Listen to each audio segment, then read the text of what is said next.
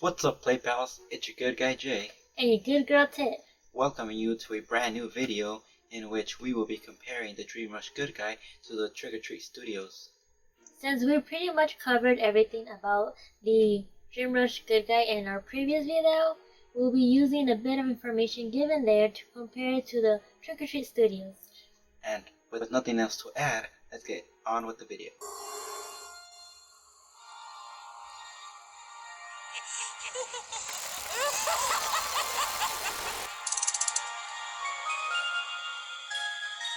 Give me the power, I beg of you!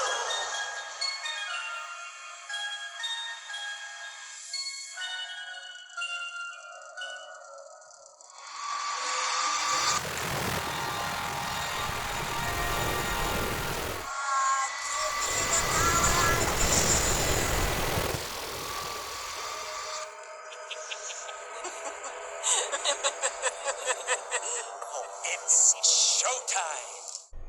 As already mentioned, the Dreamrush Good Guy was made in Japan in 2008 and were limited to 300 pieces depending on its size and style. With them comes two accessories from the film. For example, ours came with his construction helmet and bib, as well as its certificate of authenticity with information of the doll owned. The life size approximately is sold for 2K to 4K, which makes them pretty pricey.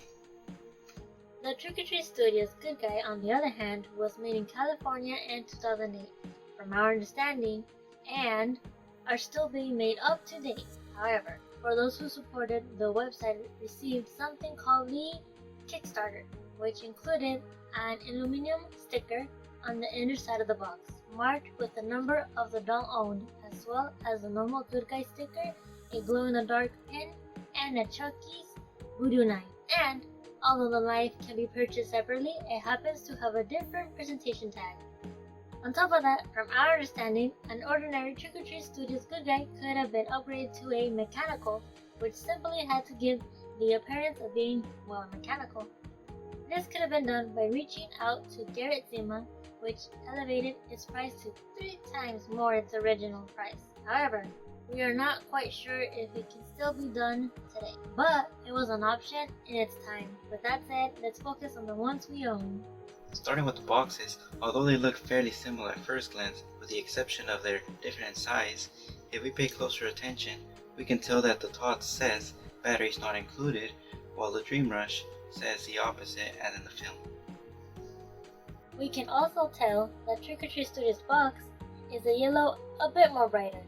In comparison to the Dreamrush, which appears to be a faded yellow with pixely graphics, setting aside the discoloration due to the sun on ours. Despite that, they are quite similar. Now, setting the Good Guy side to side, as well as the boxes, we can tell the differences in sizes. Other than that, focusing from head to toes, the hair on the Dreamrush seems to be a bit more orange and thick, compared to the Trick or Treat Studios, which is straight and soft. We can also tell that the Dreamrush attempted to cut it, like the one in the movie, while Trick or Treat Studios left it longer than it should be. Moving on to the face, it seems to be a bit wider than the TOTS. As to the eyes, they seem to be acrylic, while on Trick or Treat Studios, they appear to be painted. Other than that, the face paint seems to be quite similar since both companies attempted to replicate the Good Guy from the film, which means both count with the features such as eyelash, eyebrows, freckles, rosy cheeks, lips, and teeth. In my opinion, what makes them look different is the face mold. Speaking of mold, the hands seem to be exactly the same, other than the fact that the Dreamrush nails seem to have some type of clear nail polish.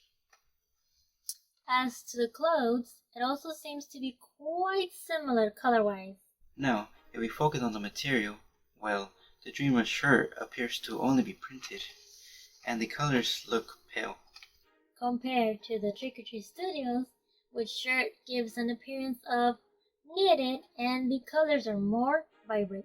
Proceeding to the overalls on the Dreamrush are also a bit more faded blue, Compared to the Trick or Treat Studios, however, the logos on the Trick-or-Treat Studios are simply ironed on. Now, the Good Guy shoes on the Dream Rush are much bigger with plastic laces, while the Trick-or-Treat Studios are much redder with real laces. In conclusion, despite the fact the outfit on Trick-or-Treat Studios is somewhat more similar to the one on the film, it seems to be somewhat tight. while on the Dream Rush doll, it is loose enough to make it look normal. Now, we all know not everyone likes it when the clothes are removed from the dolls. However, in our opinion, if I consider purchasing one, I would like to know in reality what I'm actually purchasing. Therefore, if you wish not to see this category, we suggest you to skip the video to the given time. With that said, we will not be revealing what hides under in 3, 2, 1.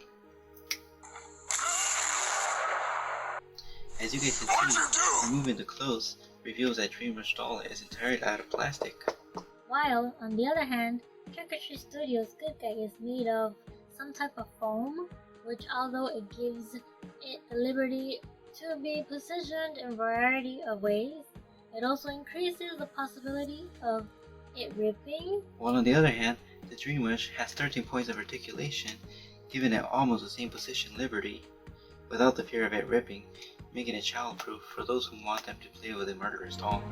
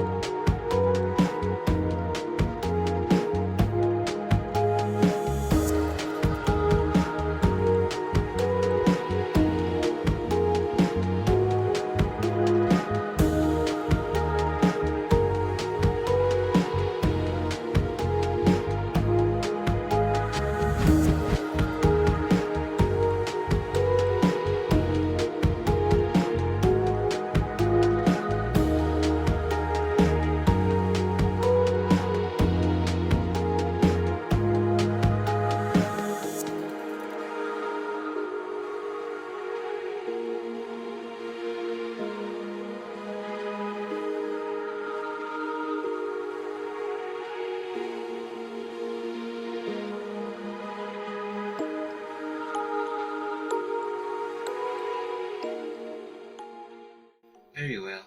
Although the Todd's Good Guy, in our opinion, is more screen accurate, there is something in the Dream Rush Good Guy that makes us Chucky collectors want to have it, not mentioning its rarity.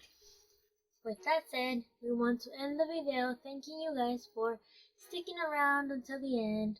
Don't forget to like and subscribe if you like the video. And, to avoid making the video any longer, we will see you guys on the next.